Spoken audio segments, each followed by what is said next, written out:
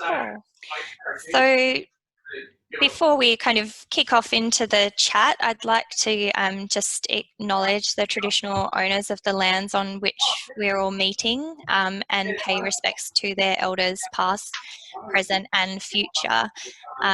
It would be really lovely if some people have already started in the chat to just do a little introduction to who you are and where you're calling in from, and if you'd like to also acknowledge the country that you're currently on, where I'm on Whadjuk Noongar country. So yeah, if you want to pop in the country that you're meeting on, we would love to see.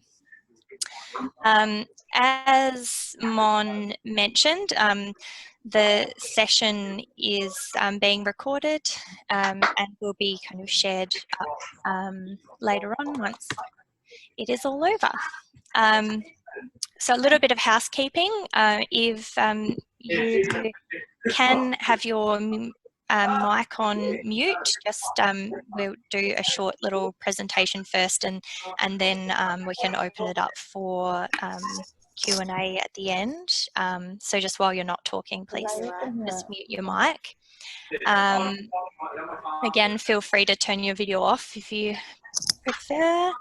For those, I'm sure we're all probably quite familiar with Zoom these days, but if you want, there is the option of changing your view just in the top right hand corner from speak to speaker view or the group view, so you can see everybody.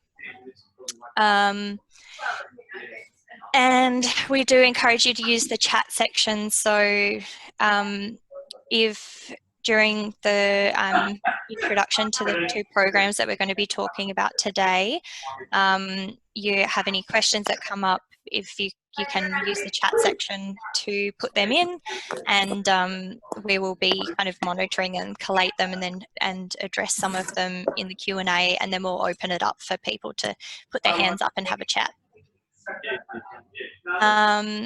So for those that I think probably most of you would be familiar with who we at Regional Arts WA are.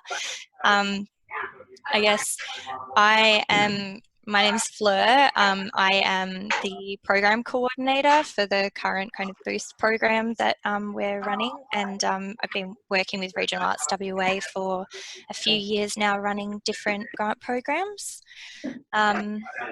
So Regional Arts WA, we're the state's only kind of multi-arts organisation that has a purely regional focus, and we've been around since 1994. We are not-for-profit, and our purpose is really just to celebrate and strengthen the regional arts sector and contribute to kind of connecting those and creative communities. I'm just doing a Zoom thing, yeah.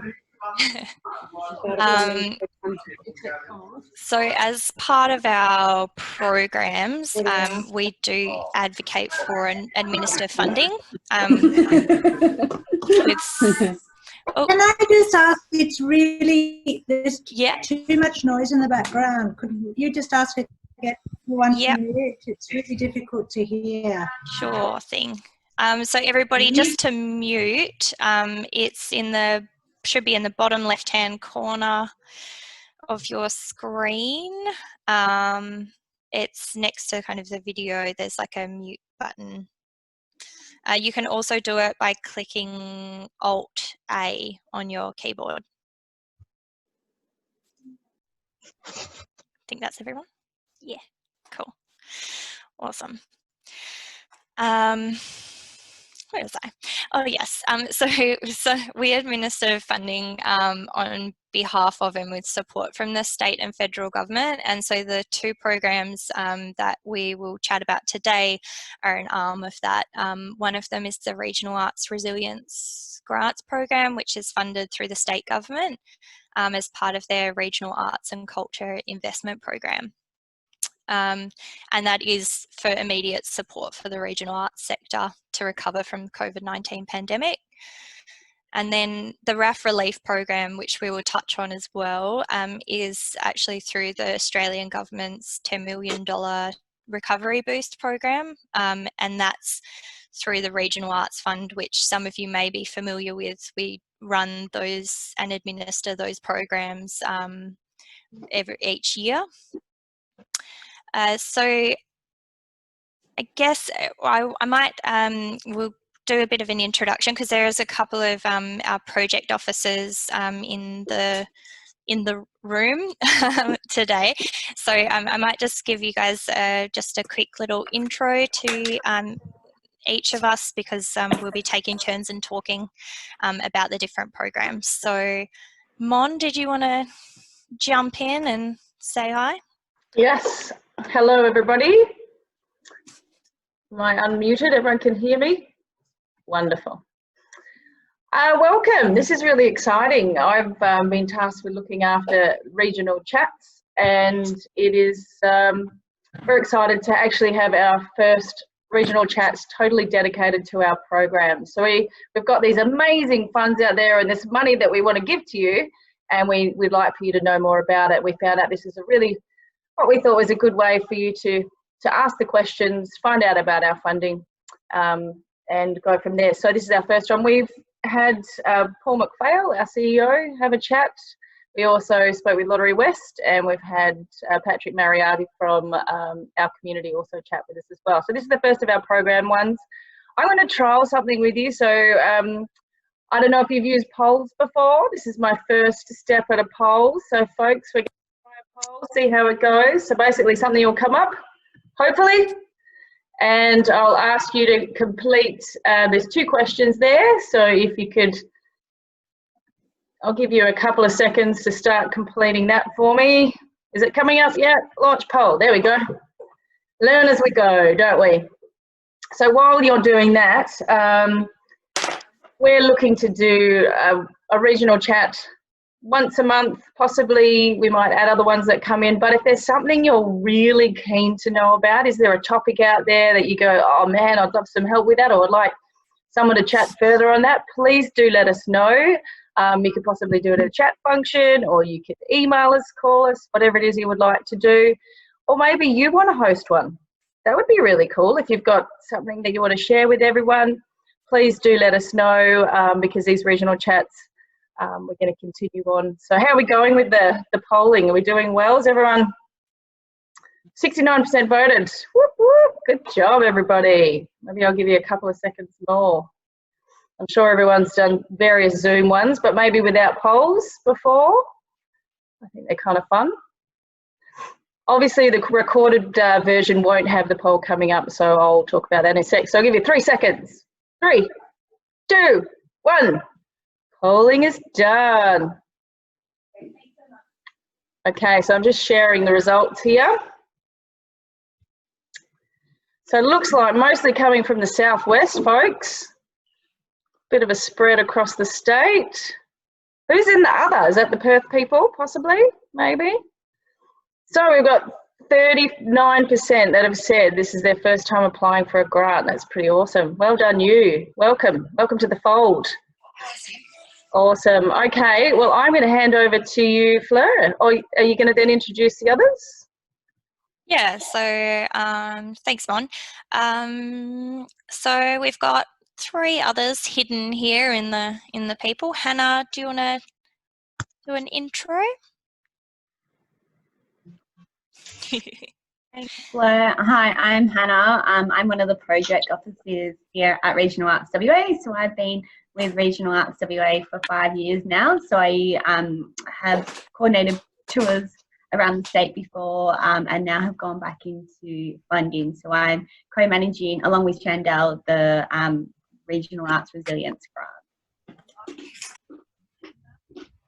Thanks, Han. And Chandel, you there somewhere? Hi everybody, I'm Chandel. I'm relatively new to Regional Arts WA, so I'm a project officer based on resilience and working to recovery when it happens. I'm an Indigenous woman on Maleng country, so predominantly based regionally, so I'm keen to start meeting people and getting these funding opportunities out there. Thanks, guys. Thanks, Shandell. And last one is Carla. Hey everyone. Hi, I'm Carla. It's nice to see some familiar faces and put some faces to names. I've been at Regional Arts WA for, I don't know, 7-8 years. Most of that time I've been working in touring, and now I am working on the RAF Relief grant. So I've spoken to a few of you about it, and I'll be telling you more about that later. Thanks. Thanks, Carla. So what I thought I might just show everyone, it's because we are aware that there's kind of a lot of there's a lot of grants out there, and figuring out which grants are available at what time and what they're kind of available for can be a little bit much sometimes. So we've put together a timeline which is on the website. So I'm just going to get Mon to, I will share my screen potentially. Or not. Anyway, so if you're on the Regional Arts WA website, if you hit the funding page on there, you'll find a timeline which kind of gives a breakdown of all the grants that are going to be running out through these programs over the next year. And so, sorry, Fleur, you should be able to do that now. Sorry, folks. Cool. Yep. Okay. So as you can see here, so this is just the funding page on Regional Arts WA. And this gives you just a quick overview of the different grants that are available when they'll be opening. And then when you hover over each of them, it just gives you kind of how much it's for and who's eligible and the timelines for them. So as you can see, there's resilience is one of the ones that we'll be talking about now, and also RAF relief. The further details of those are found in the tabs, in the relevant tabs. So what we might do is just do a quick dive into the resilience grants. So Hannah is going to jump in and just give you a quick overview of what the resilience grants are, and then some of the kind of key points that are related to that. And then yeah, if you do have any questions that pop up and you want to keep them in mind, just use that chat section in the side. So Hannah, I might hand over to you. Great, thanks, Fleur. I'll just go to my notes.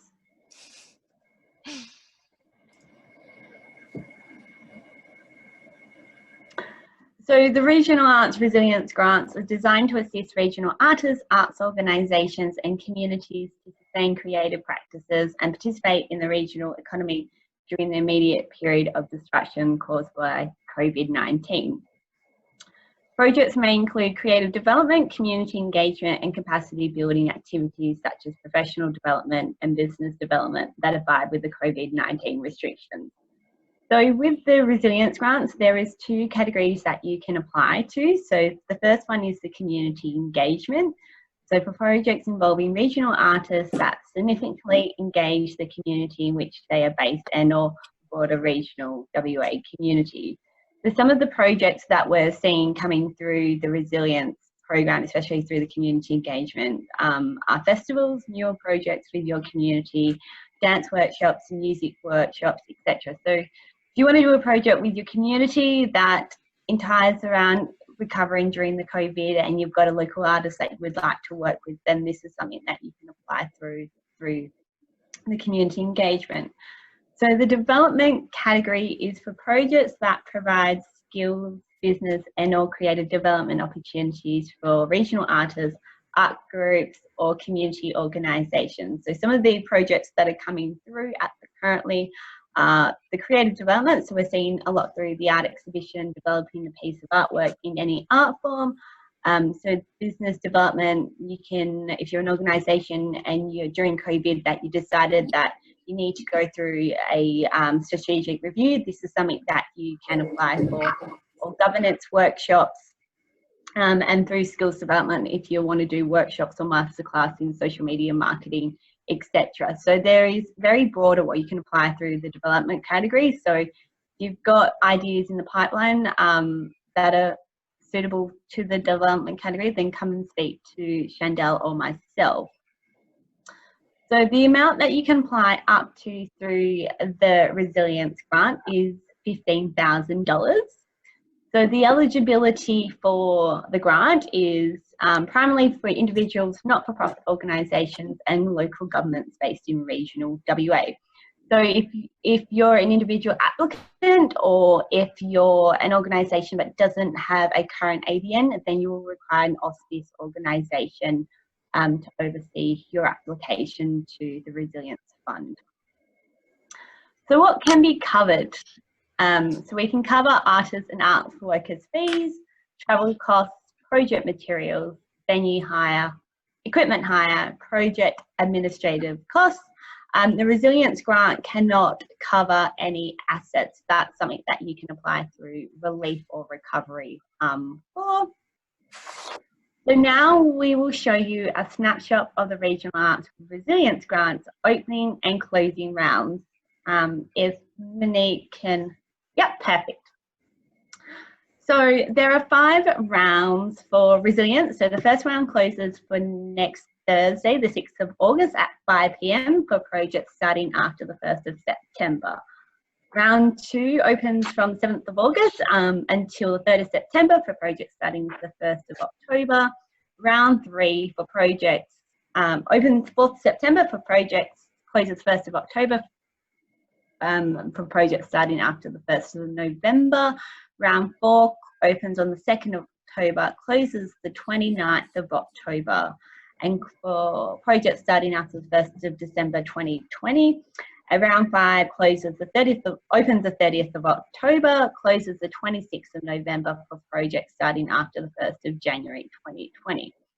Projects must be completed by the 30th of June 2021, so your project can run for multiple days or months if required, depending on your project timeline and the delivery of your project.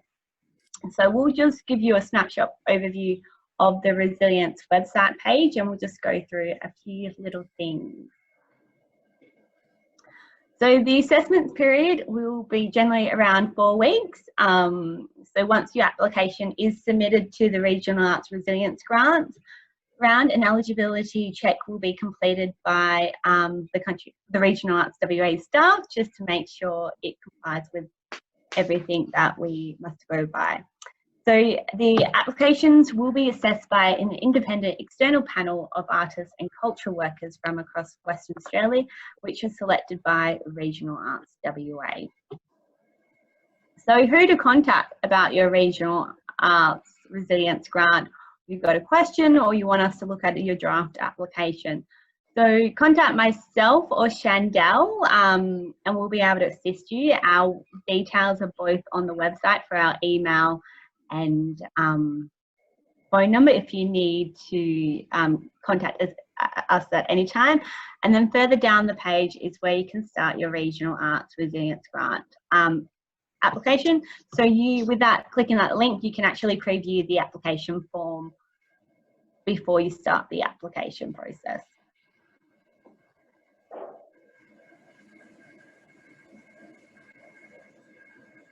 That's it.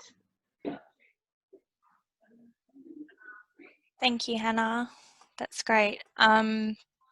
So yeah, that's it. Just an overview, I guess, of the Regional Arts Resilience Grants. And now we'll just get Carla to give a bit of an overview of the RAF relief grants.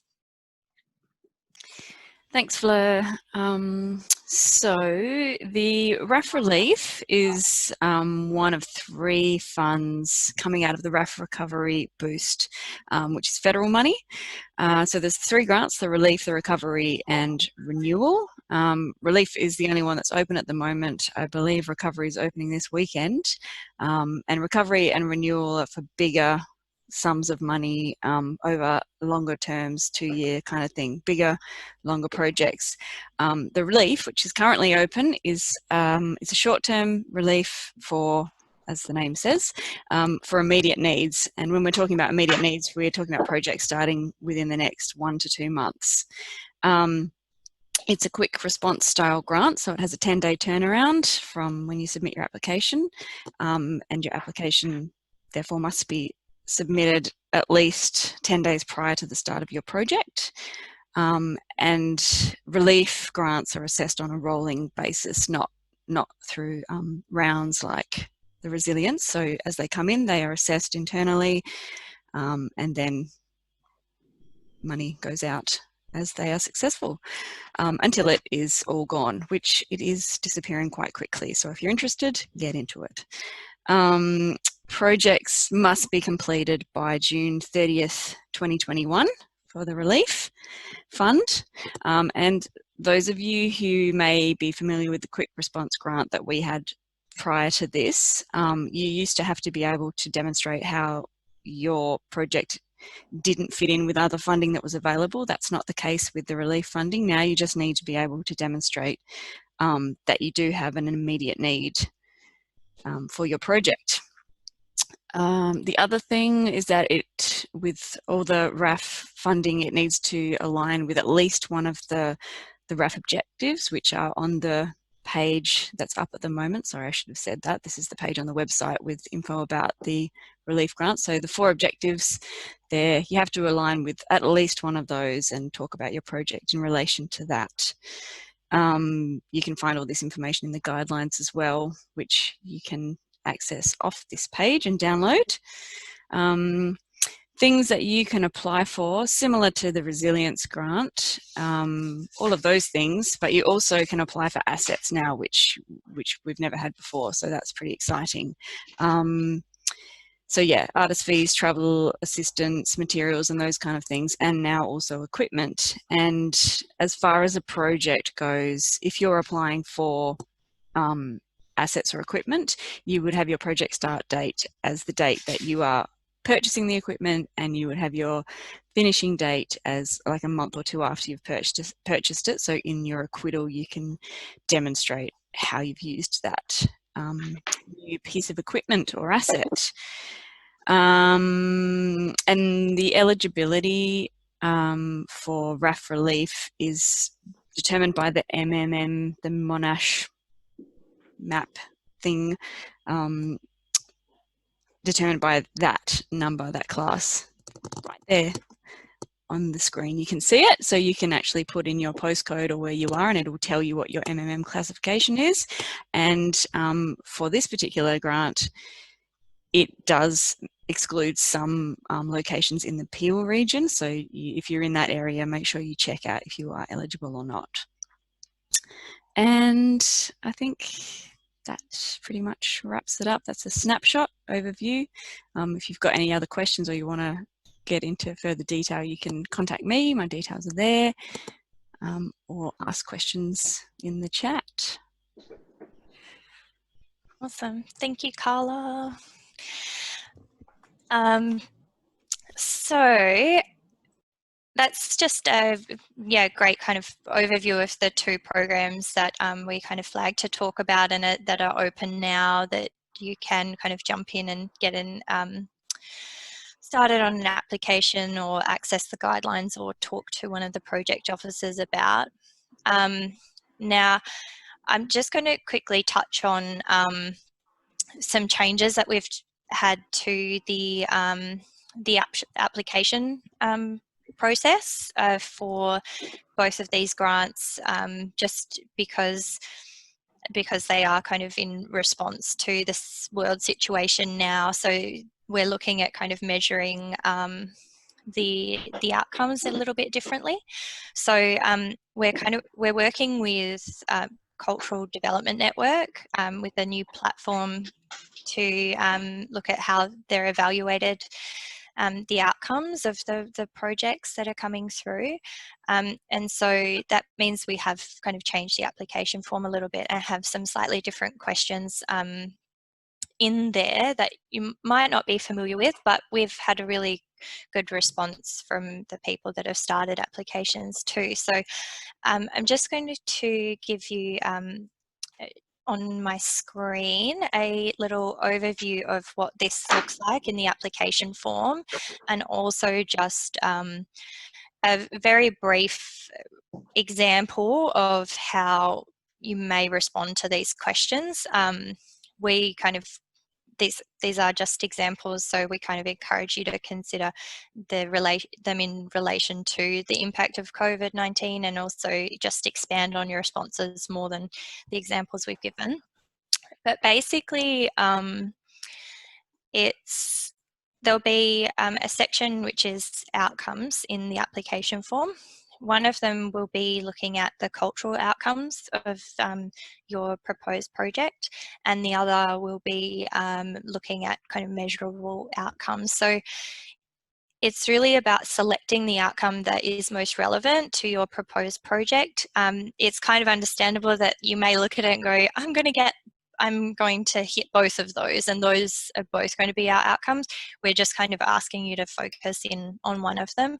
If you address both of them in the response, that's fine, but just focusing in on the one. So starting with the cultural outcomes, we do have like a bit of an example there. So there's two that we have selected. One is creativity is stimulated, and the other one is knowledge, ideas, and insight gained. So there is a little bit of an explanation there of what they are. So what we're kind of looking at is you're selecting one of the outcomes, and then when you're thinking about the outcome, just telling us kind of what you know from your experience, and providing a bit of evidence about that. It informs why or how you're going to kind of achieve that outcome by the activities that you're proposing. So as an example, if there was an applicant that was an individual artist, and they had selected that their outcome would be that creativity would be stimulated, so their project that they're proposing is going to spark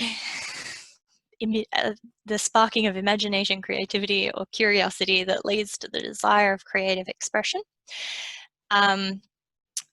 So what you'll see in the application, there'll be it'll say knowing, and then the response here for an individual artist might be that for them and their artists or their community, everybody can read that, I think. You're knowing that you're kind of wanting to maintain opportunities to connect, and especially in this kind of current climate, kind of reinvigorating that. And also that, you know, recognizing certain things in their community that is identifying that kind of need, or as an individual artist, and then thinking about what they know of their experience, and also their knowledge of maybe running similar projects before. They will, and then, you know, this is where you would kind of outline what activities you're going to be doing to respond to those particular outcomes. So in this case, developing a series of gatherings at a community hub to kind of be maintaining contact and creating opportunities to connect. And then the other is measurable outcomes. So again, these are outlined here, and then you select one of the outcomes and responding in the same way. So what you know, and then how your proposed activity and the approach you'll use is going to achieve that intended outcome that you've selected. So I realise I'm running through it quite fast, and it does take a little bit more. So we're actually kind of putting together a document with the example pictures for these questions, and we'll be sharing them around. So you'll be able to kind of access those after this chat, and we'll have them up on the website as well. We're also recognising that it is a new way of doing the applications, so the project officers for the programs are also here to support you, and are kind of open if you have any questions about it and not sure how to respond, then please do reach out for that.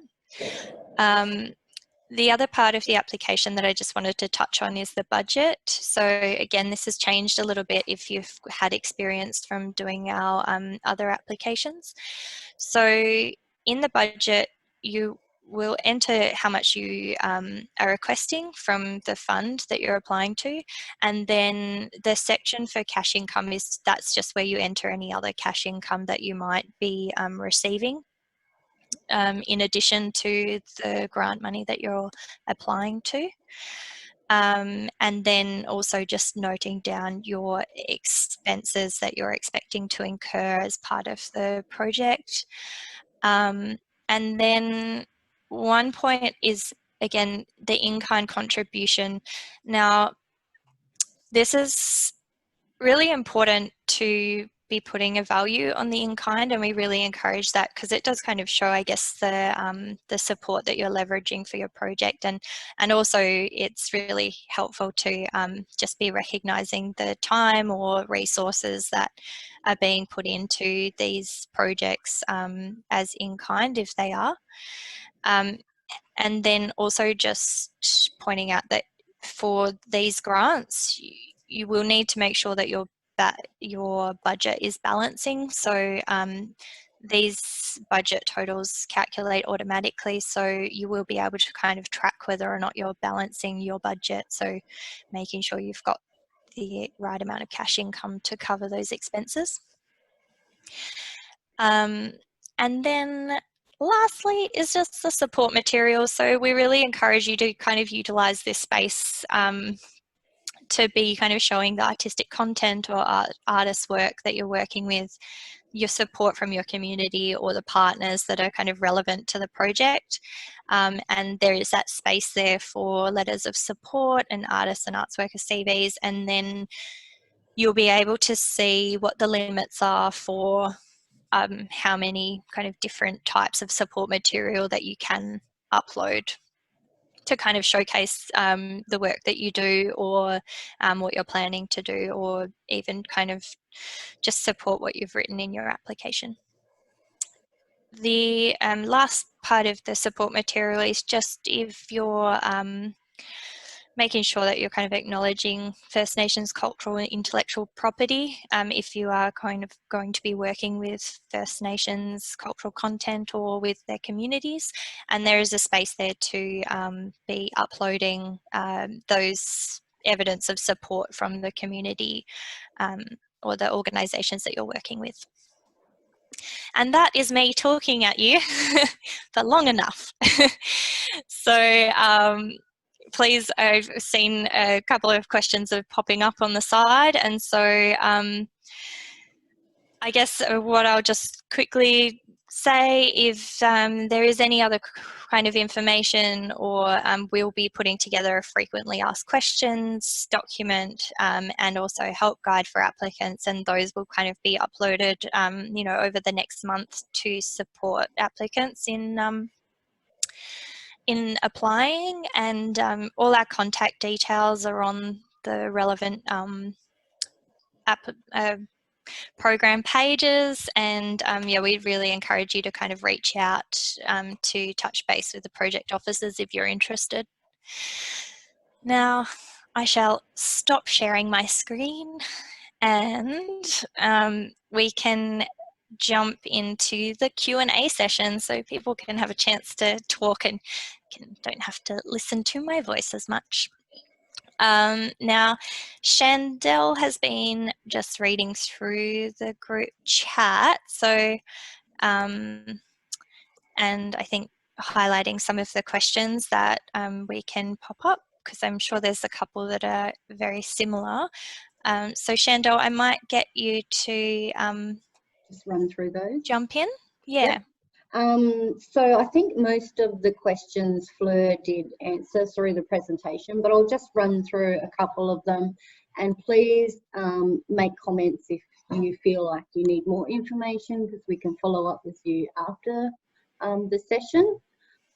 So a couple of the questions were, if unsuccessful, can you reapply in another round? Fleur, would you like to answer that one? Yeah, sure. So yes, if you're unsuccessful, you will be able to apply again, and you can kind of reach out to the project officers for feedback and support on the application. But yes, you can apply again. So you will be able to have one successful application in each of the grants that are currently open, but if you are unsuccessful, it's open for you to put it back in to the next round. Cool, thank you, Fleur. Another question was, if this occurs, are you likely to run out of funding? I think was the question.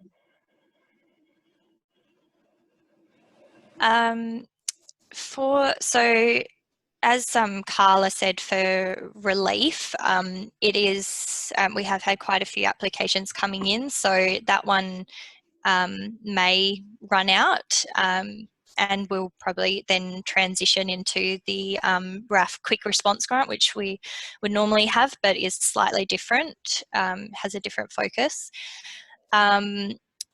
In terms of resilience, there is a possibility that we will, because there is a kind of limited amount of funding that is in that pool. So I guess it probably is best to be looking at the earlier rounds if you can, just to be sure. Yeah, so it may run out. Thank you, Fleur. Another question was, can you apply for both community engagement and creative development with different projects? If they are, oh sorry, I just keep taking all the answers. Yeah, so you will only be able to have one successful application in each of the grants. So if I would probably say discourage you from putting in 2 applications to the same round, because they will be, I guess, in some way competing against each other. But yeah, so I'd probably say you can only have one successful. I don't know how to best answer it, but you probably, the suggestion would be to focus in on one of the categories. Yeah. Yep. It's probably might be worth noting too that you could actually have a project that does you know, do both of those criteria within the one application. Is that correct? Yes, that would be correct. Cool. Thank you, Fleur. Okay, the other question was more about, I don't know if it was about the recovery funding or if it was about your personal recovery within the COVID situation. How is that assessed? Maybe who was I think the person that asked that question, would you want to step in and just, do you know who that one was? That was Carol. Carol? And I'm pretty sure she's talking about the recovery grant, if it's assessed the same as what relief. I was meaning was if you put in for the recovery one that's coming up soon, is that assessed like in the 10-day turnaround as like the RAF one, or is that going to a panel and in tranches of money? Yeah, so the recovery one will be assessed differently. So that one, I'm just trying to double check. Yeah, that one will go to a an external panel, and so it will have a longer assessment process. And that one will be for projects that start after the 1st of January. So if you are familiar with the previous grants that we've had, which one of them would be the RAF Project Fund, it will be a similar kind of assessment period to that, which is, yeah, a couple of months. Hopefully that answers the questions. Thanks, Claire. Also, I just guess they do have the outline of how each of those programs within the RAF bubble are assessed in the guidelines. Thank you. Another question was from Nicholas, I think. Can we get a copy of the document that Fleur was taking us through, which is one based on the white box examples? Yep. Yes, the lovely Chandel has created a nice little document of that one. So we will have that one up on the website shortly. So you will be able to access it, and we will do a follow-up email to everyone that's attended this chat and pop that in there as well. And probably also note that if you are in progress of your application and you have questions about that, then please do email the project officers. They can support you through that as well. Now, the last question, there were 2 more questions. So one was based on the updated version of the form, which is the white box examples. So that sort of answers that question. If you need more clarification about that, then feel free to contact us. And then the final question was, are letters of support required? Then not required, but they are definitely something that we encourage you to have if they're relevant to your project. In some cases, they may not be. Like with relief, if you're applying for an asset or something like that, you may not be relevant. But yes, it is encouraged to have support material and support letters where possible, especially if you're working with community or with partnering with, if you've got people that are going to be providing in kind or are going to be working with you on a project, then having support letters can really strengthen your application. So we would encourage you to include them. Okay, now we've got a couple more questions. Thank you, Fleur. If you wait until a later round, I'm gathering with the resilience funding, is there less chance that there will be funds remaining? Yeah, so I think possibly yes. So what we would probably be saying right now is because you can, if you are unsuccessful and you can kind of come back into another round, we would kind of probably be just saying that coming into one of the earlier rounds may be the better option, because there is the chance that possibly for that the last round that's scheduled, the funds may have been expended. Okay, there was a question from Sarah Jane about the funding. So if you have some funding and you want to start right away, can you apply for a later round and call it stage 2 of the project that you've done previously?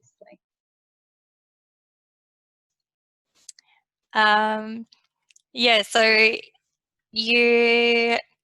I guess the probably the key thing there is that you can't, the funding cannot fund something that has like particular activities that have already happened or already started, so it's not retrospective. And it also can't fund activities that you already have funding for. So if you have a clearly defined stage 2 and those activities haven't already been funded, then and are kind of separate for, if you already have funding, they're kind of separate funds, then yes, you can do that. Thank you. Yeah. Another question, for the resilience grants with the various 5 funding rounds, how soon or long after the nominated project start event dates does the project have to be started or completed? Ooh. So I think I caught that. So was that resilience or relief? Yeah, resilience. So resilience, there isn't a date when it needs to start by necessarily. So we just have kind of defined the when it can start by. So basically, like say if we think about the round that's open now, it's the projects that start after the 1st of September. So it can be, they could be starting on the 2nd of September, or they can be starting in December. So there's flexibility there. It's just more that they can't start before the 1st of September because you won't know whether or not you've got funding before then. In terms of when they end, the resilience grants, the projects that are funded through that, they must be completed by the 30th of June 2021. Thank you. Naz has put up a bit of a comment saying, just out of curiosity, has there been much experience in conversing with locals about in-kind contribution? If so, what has been helpful? This is something we're trying to learn about, capacity building, grassroots initiatives, ownership. I'm not sure if you want to add a comment to that, Fleur, or if we can chase that up with Naz at a later stage. I mean, that one might be a nice one to maybe open up to everybody that's here in the chat. If anybody, because it feels like that's more, maybe there's people out there in their screens that could, yeah, talk to that one. So about kind of conversing with the locals about in-kind contribution. So yeah, I guess kind of learning about that. Anyone want to jump in? And I'm happy to say something on that. I was just talking to Beverley Station Arts about in-kind, and I think we as organisations forget how much in-kind we do. You know, if you're offering a vehicle for an artist, if you're part of your committee are helping set up, or if, you know, someone's brought you in food for the exhibition and they're not charging you, we've got to remember that if you don't do it, you would have to get someone else to do it. So that's in kind. And I think we tend to devalue what we do all the time for free for these events. So we don't have, when we've got theatre events, we're just town halls. So we have to get people in to set up tables, move them out of storage, put them back afterwards. If we didn't clean the hall, the Shire would charge us. So we have people cleaning the hall. That's all in kind. And I think there is a rate that in the document that it charges out. And we all definitely undervalue ourselves. I think it's more than 25 now. But yeah, if someone offers a meal to one of your artists, otherwise you'd have to pay for it, or accommodation, they're all the things that you need to remember are in kind and really count them. Thanks, Ainsley. And I just seen another one pop up just around what is in kind as an individual applying. And I think, again, it's about time, and it's also kind of looking at what resources you're also putting towards it, that maybe if you didn't have them or you weren't able to kind of provide them or put them towards your project, then you would have to be buying them. So it's kind of looking at those and going, look, I'm saving on, I'm able to use this space, or somebody might be contributing a space for you to be working in, and you're going, if they weren't giving it to me for free, I would have to pay for it, and it might be worth a couple of $100 or something like that, or even more. And so putting in that value and going, like, recognizing that yeah, you're getting that kind of support there. And I guess sometimes, you know, if people are contributing additional time towards your projects, then that is valued. And yes, we do have the kind of example rates in the budget template, and it's kind of valued as skilled labour is around $55 per hour and unskilled labour is $33 per hour. So it's, you know, it's worth a lot, that time, and it's definitely worth having it in there. Yeah, thanks, Fleur. I think there is actually quite a few questions about in kind and those rates. So I think that's pretty much covered most of it. But again, contact project officers. They can give you more clarification around that when you start your application. Another question was, can we piggyback a relief application or relief funding with a resilience application?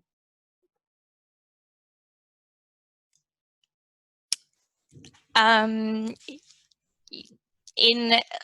it would come back to what you're looking at the funding to cover, and making sure that you're not applying for the same costs to be covered within your project. And so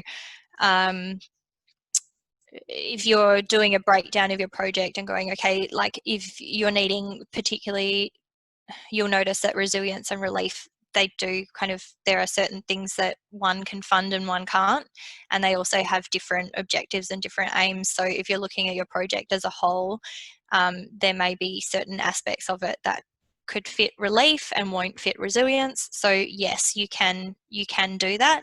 It would just be that making sure that you are not applying to cover the same costs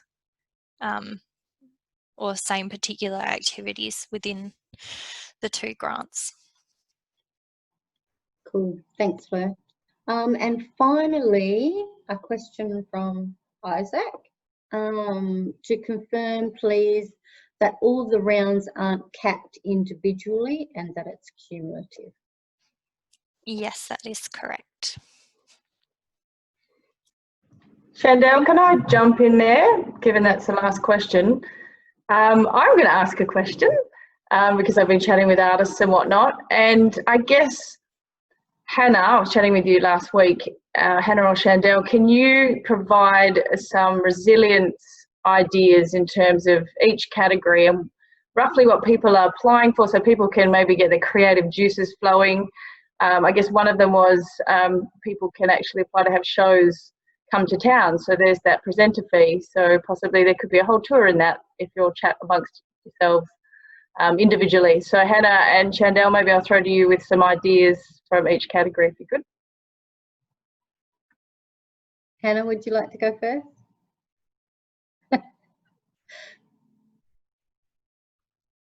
Like I mentioned earlier on, so projects that we're starting to see come through resilience is like creative development, lots of people wanting to further develop their art. There's like hosting art exhibitions, people developing their next book that they've been doing during isolation in the lockdown period.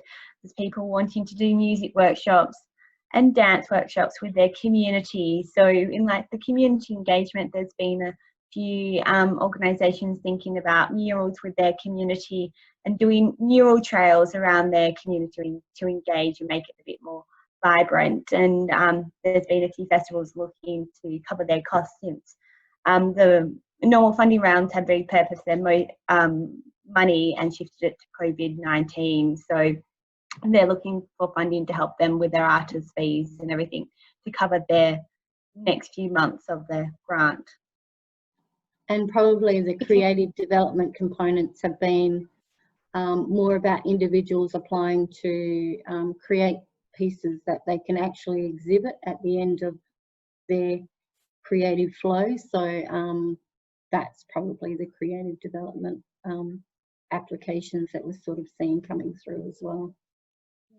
And I might jump in as well. So the other type of project that it can, the resilience can cover, which isn't something that's kind of always around, is actually business development, because you know, this is also kind of looking at the participating in the regional economy and kind of looking at the creative solutions that arts organisations may be trying to develop those skills in business development, and creating those kind of plans or planning, so that in response to the kind of impacts that COVID-19 has had on the regional arts sector. So it can also kind of cover, if you're looking at your organisations, that business development activities as well. Now, I think we're coming up on 1:30, but did anybody else have any kind of last minute questions? We'll kind of put together those responses as well, and kind of see what we can add into the follow-up email. If you do have more questions that come through, you're also welcome to, again, reach out to the project officers. And I think one question just popped up about individuals applying as opposed to groups and businesses. So I think it's quite, Hannah and Chandel, I think that's the balance there is maybe more on individuals currently, but I mean, it's open to everyone. So I'm sure it'll kind of even out over time. Yeah, at the moment, I think it's more leaning towards individuals, but we are starting to see some organisation applications coming through as well, so it's great. Wonderful. Now I think I think I've got just one more question there from Chloe, and I might jump, Chloe, I might just, I'll pop you through an email about that question, because so we're looking to create a not-for-profit to assist in driving projects. Oh, okay. So Chloe's just this one is for the group, for everyone. So we are looking to create a not-for-profit incorporated arts body in our community to assist with driving projects and applying for funding. If anyone within this chat has any insight into that process, it would be great to know, as they're kind of currently putting in a lot of individual applications, but kind of, yeah, looking more in the organisation. So I don't know if anybody out there in the ether would have any kind of help that they might be able to give, or advice that might help Chloe, if you want to jump in.